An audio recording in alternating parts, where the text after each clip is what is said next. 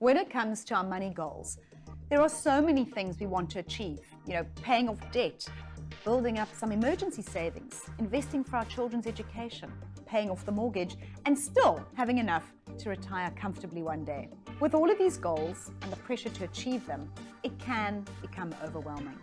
So I'm knocking on the door of an expert to get some tips on how to prioritize these goals without taking all the fun out of life.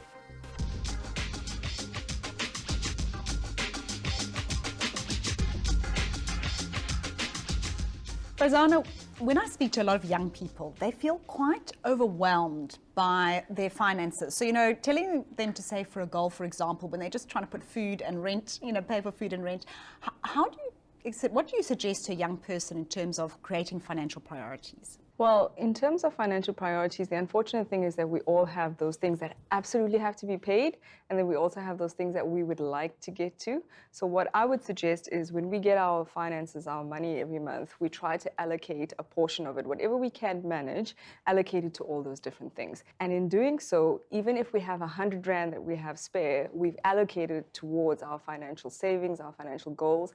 It's putting something away and starting immediately. It was quite interesting because didn't you do a survey recently on COVID and the impact of having those savings on our psyche? Yeah, absolutely. So actually we looked at 1,200 respondents in South Africa last year or the year before. And what we found is that 56% of them had wished that they had saved more, and that would have given them some sort of preparedness for what COVID had brought and the situations it had brought. So if they had a little bit of money put towards savings, that emergency fund would have allowed them to feel prepared for what they were facing.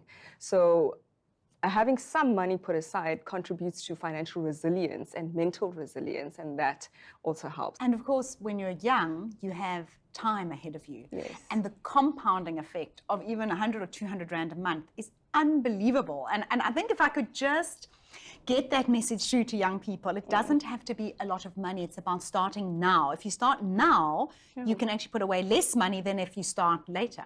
Yes, yeah. So I think the important message there is the catch-up game is a losing game, right? We will never be able to catch up the later we start. So the idea is that if you start as early as possible, and that's the benefit of us being young, that we now have the wisdom to do it right now. And if you get to a point where you've been saving as a young person for 10 years and you get to, say, the age of 30, even if you stop saving at that point, you're still in a better financial position than the person who is starting at 30 trying to catch up with what they had missed over the last 10 years. Okay, fast forward now, you're in your mid-30s, you've possibly taken on more debt than you would have liked, except now you have a child, you've got a mortgage, and often elderly parents to look after. How at this point do you start to prioritize your finances? So there are certain priorities that you need to meet in yourself in order to put yourself in a position to be able to care for others. And that's how you would prioritize it. What is it that you need, your household needs, your debt? How can you manage it better to free yourself up so that you can cater to the needs of all the other people that you are responsible for? How do we prioritize fun? How do we have fun with our money? We can delay gratification and we can plan for the fun that we want to have in the grandest way possible.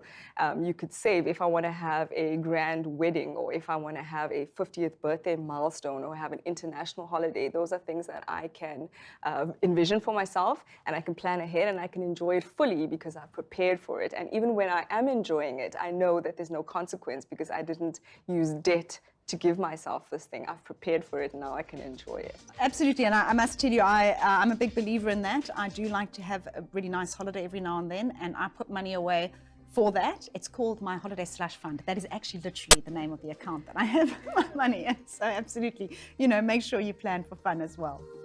If you don't set a goal, you will miss every time. When it comes to your money matters and short, medium, and long-term goals, don't get overwhelmed. Rather see it as taking control. That way, you have a clear roadmap of where you're headed and what you need to do along the way to turn those goals into reality.